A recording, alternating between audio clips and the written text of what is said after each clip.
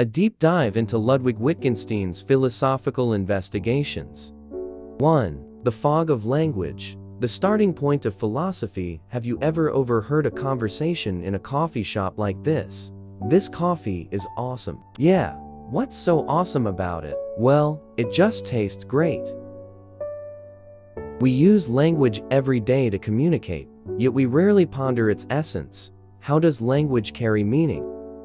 Ludwig Wittgenstein's philosophical investigations revolutionizes traditional views on language through its conversational and fragmented style, guiding us into the fog of everyday language.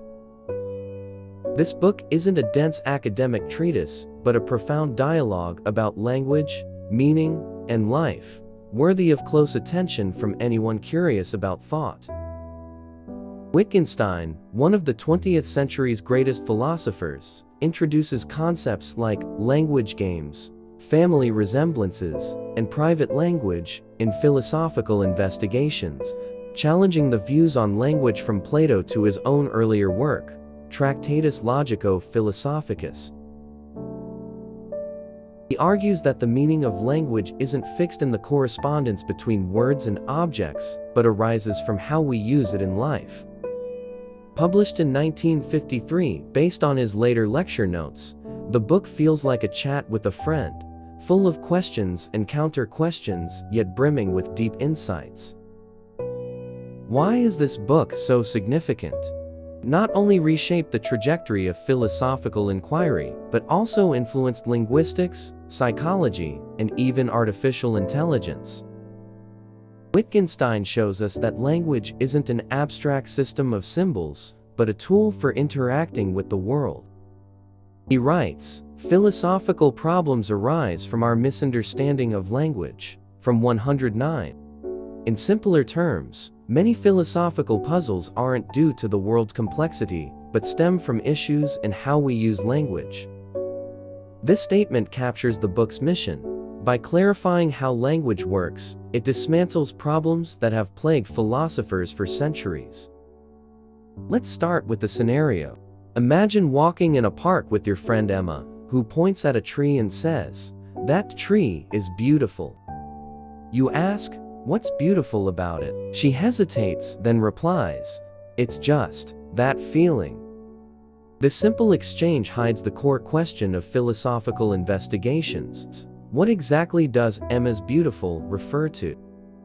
Is it the tree's appearance, her emotions, or a shared way of speaking? Wittgenstein would say the meaning of beautiful lies not in a dictionary, but in the context of Emma's use. This is the starting point of the language game. This chapter will guide you into Wittgenstein's philosophical world, exploring how language operates in daily life. We'll begin with language games, gradually unveiling the secrets of meaning, using real-life examples and scenarios to make abstract philosophy tangible. Are you ready? This intellectual adventure begins with Wittgenstein's rethinking of language's essence. In his earlier Tractatus Logico-Philosophicus, he tried to build a perfect logical framework for language, assuming each word corresponds to a fixed meaning. But in his later years, he realized this view overlooked language's complexity and flexibility. In philosophical investigations, he writes, "We are not analyzing phenomena, but describing the actual use of language." From 90. In other words, philosophy shouldn't dissect phenomena like a chemical analysis, but observe how we use language to express and communicate in life. Take a real-life example from 1950, when Wittgenstein discussed the meaning of understanding with students at Cambridge. A student said, "I understand your point." Wittgenstein asked, "What do you mean by understand? Is it a mental image or a behavior?" The student was stumped, as understanding varies in meaning across classroom discussions, reading books, or casual conversations. This dialogue reveals language's fluidity. The same word carries different expectations and responses in different contexts. This approach helps us understand everyday misunderstandings. For instance, Sophia, an advertising designer, faced a team dispute over the word innovation while planning a brand campaign. Some saw innovation as a technological breakthrough, others as a novel design concept. Wittgenstein would advise them to pause and analyze how innovation is used in their project to attract clients or enhance product functionality. By clarifying the context, the team avoided fruitless arguments. This shows that the fog of language isn't an obstacle but a path to clarity. Wittgenstein's insights have also inspired modern education.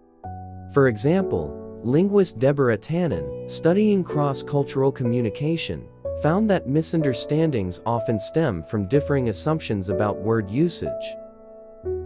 In US-Japan business negotiations, an American saying, "Let's get to the point," might offend Japanese counterparts accustomed to preliminary small talk. This difference reflects a language game, reminding us to consider cultural contexts shaping language. 2. Language games, the everyday roots of meaning. Wittgenstein introduces the core concept of language games in Philosophical Investigations, transforming our understanding of language. He writes, "The meaning of a word is its use in the language." From 43. This means a word's meaning isn't a fixed label but depends on the rules and interactions in specific contexts, like a game. Picture a coffee shop scene. The barista Lucas shouts, "Double espresso, ready." The customer responds, "Thanks."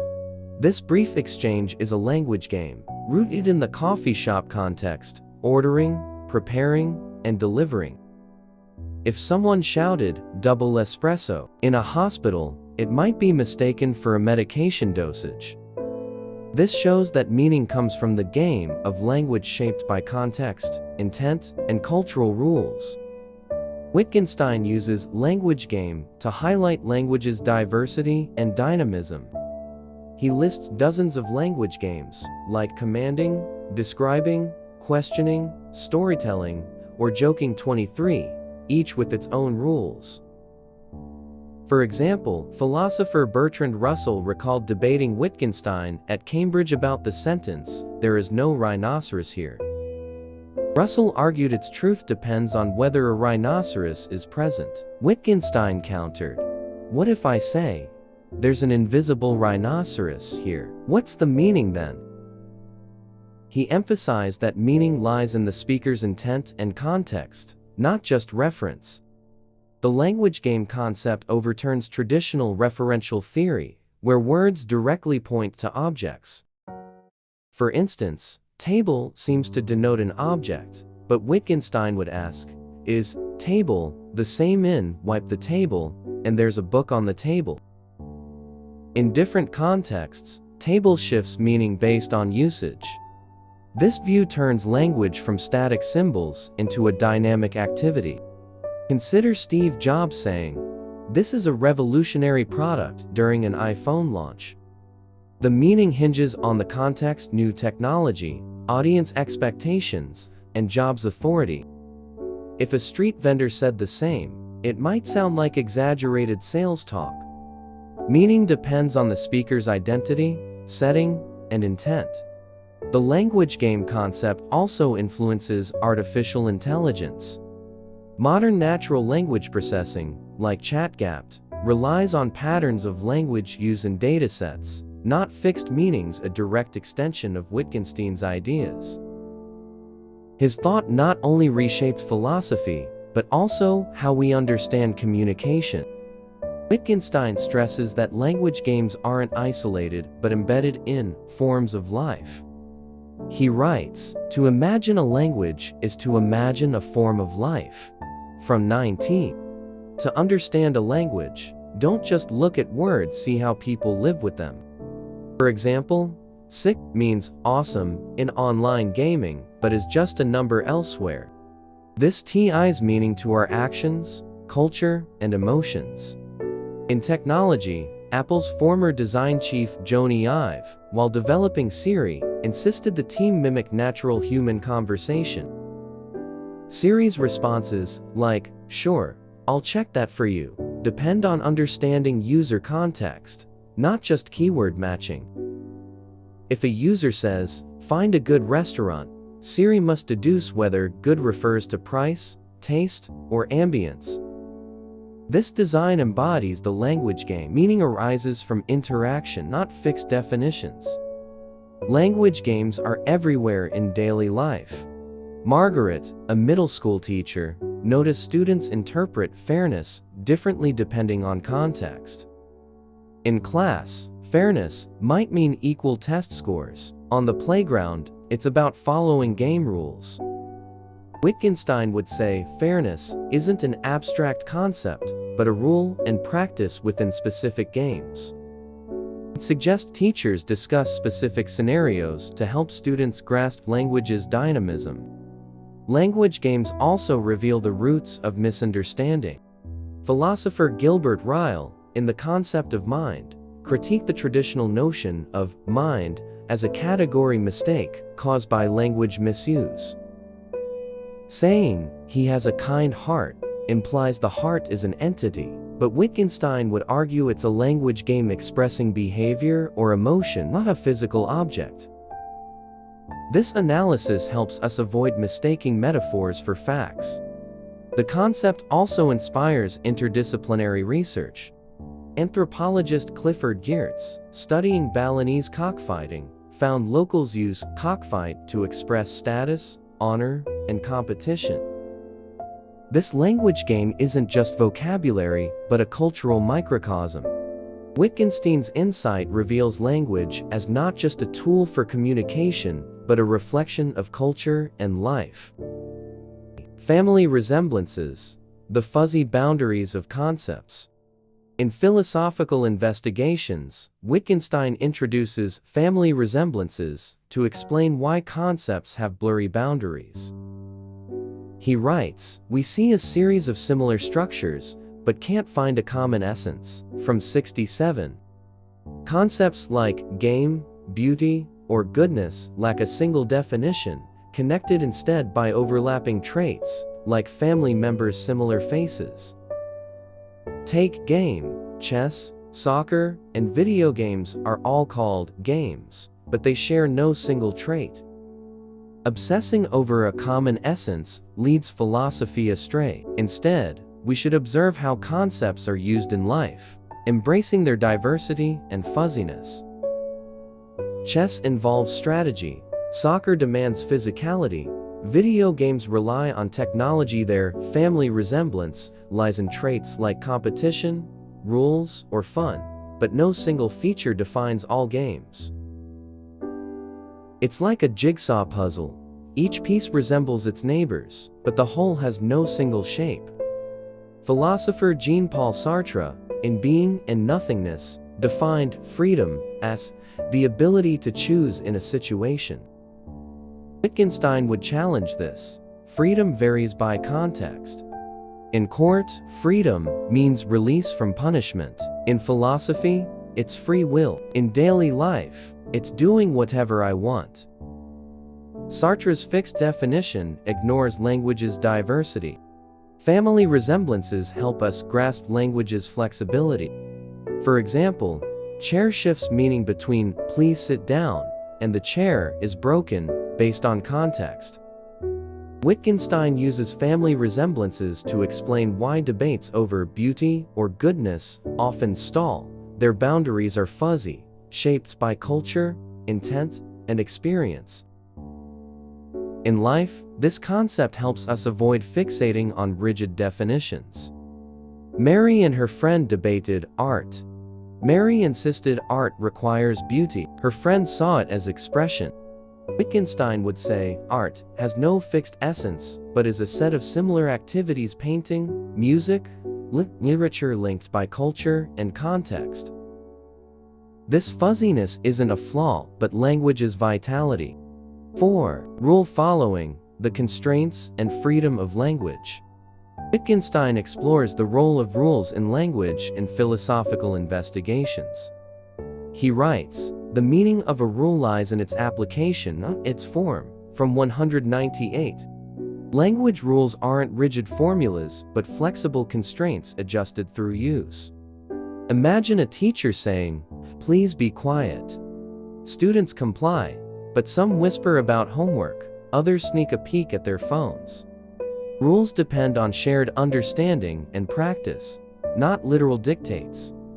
Wittgenstein calls this rule following, where meaning comes from collective adherence to rules, not individual will. His own experience illustrates this. While teaching at Cambridge, Wittgenstein often improvised philosophical discussions with students. He once asked, "If I say 2 plus 2 equals 22, what rule am I breaking?" A student replied, "Mathematical rules."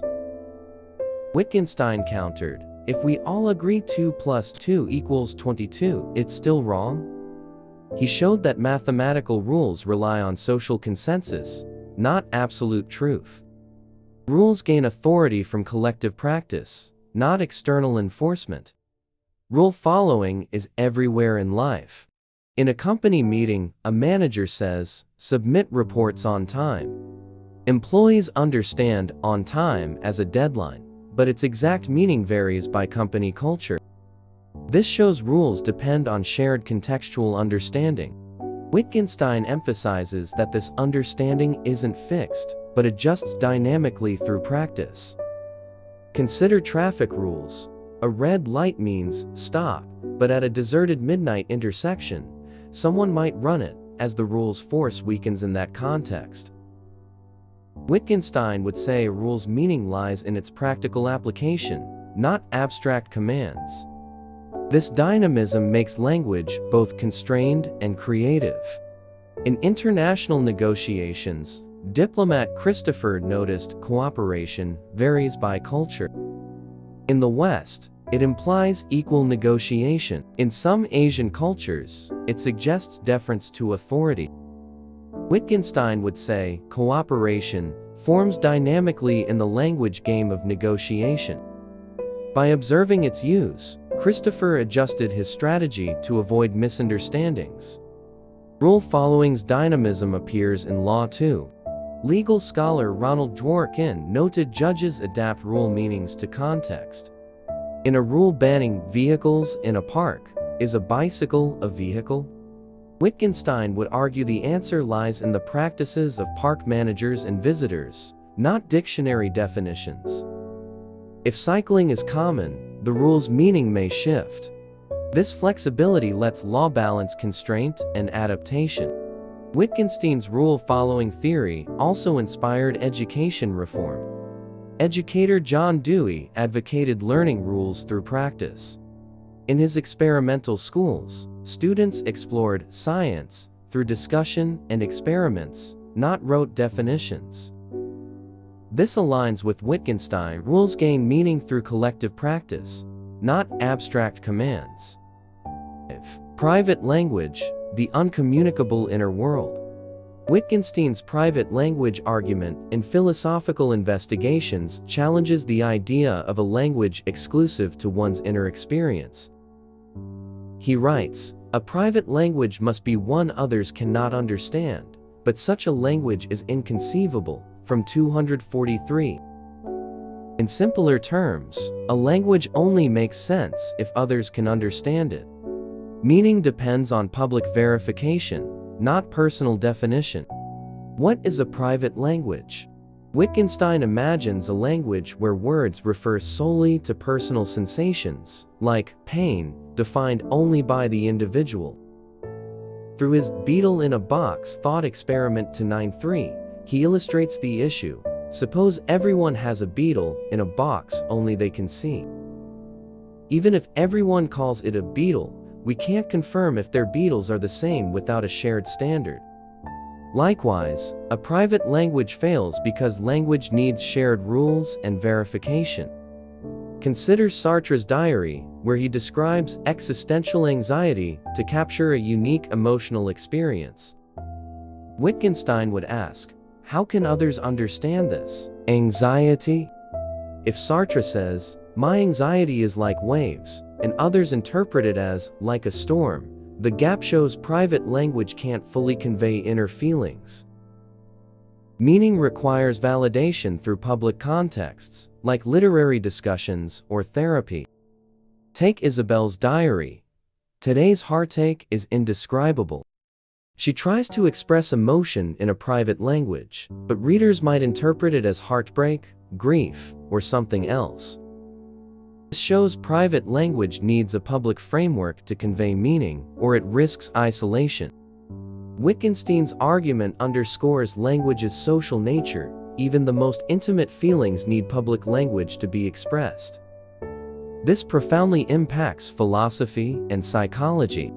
Freud's unconscious theory posits unique inner symbols, but Wittgenstein would argue these must be expressed through public language to be understood. This view shaped modern cognitive science, emphasizing language's social and contextual nature. This sociality is vital in psychotherapy. Psychologist Carl Rogers, in his person-centered therapy, used empathic listening to translate private feelings into public language. Client might say, "I feel an indescribable emptiness." Rogers would guide them to describe specific scenarios, like, "Is it when you're alone after work?" Through public language, private feelings become expressible and understandable. The private language argument also influences literature. Virginia Woolf, in Mrs. Dalloway, captures characters' inner monologues, writing, "She felt like a moth trapped by light." This private language gains meaning through literature's shared context, as Woolf embeds personal feelings in accessible imagery. Wittgenstein would say this translation showcases language's sociality. In technology, neuroscientist Antonio Damasio, studying emotion and the brain, found experiences like fear need language to be shared. A private language for fear wouldn't resonate with others. This suggests AI simulating emotions must rely on public language frameworks, not isolated symbols. Deconstructing philosophy, from confusion to clarity. Wittgenstein argues in Philosophical Investigations that philosophical problems stem from language misunderstandings, resolved by clarifying actual language use. He writes, "The task of philosophy is to free our minds from the spell of language." From 109. Philosophy's mission is to untangle confusion from language misuse, clarifying thought rather than building abstract theories. For example, philosophers often debate free will. Descartes saw it as the soul's autonomous choice. Spinoza called it an illusion within a causal chain.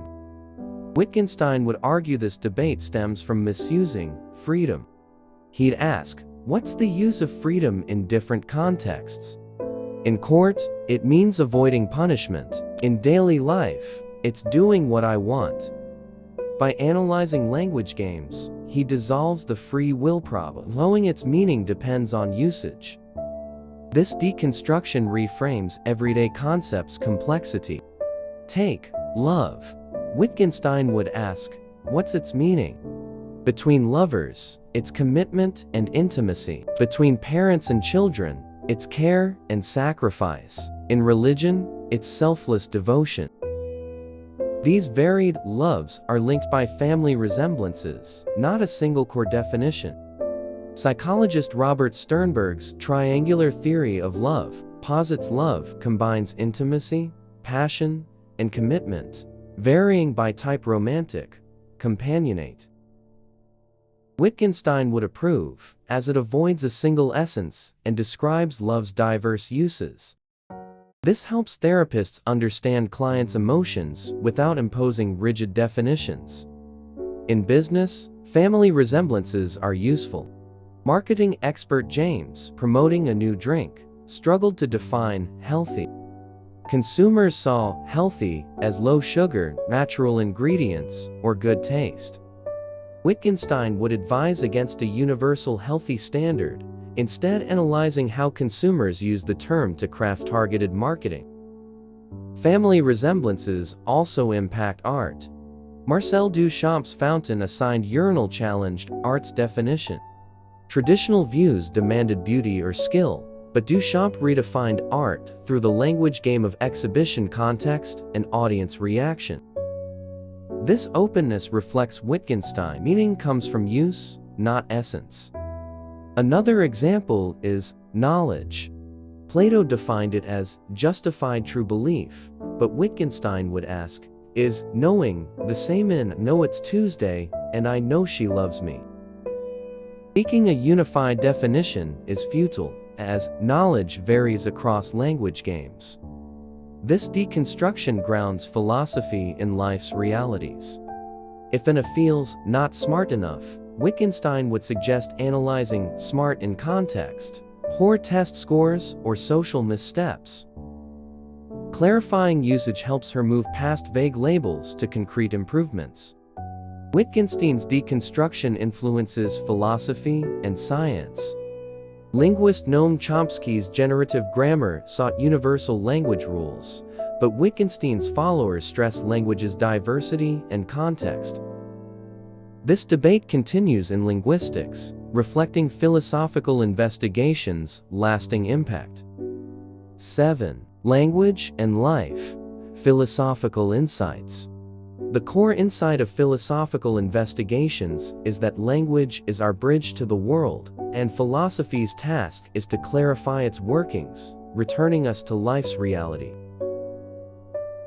Wittgenstein writes, philosophy's result is to show how simple things really are, from 126.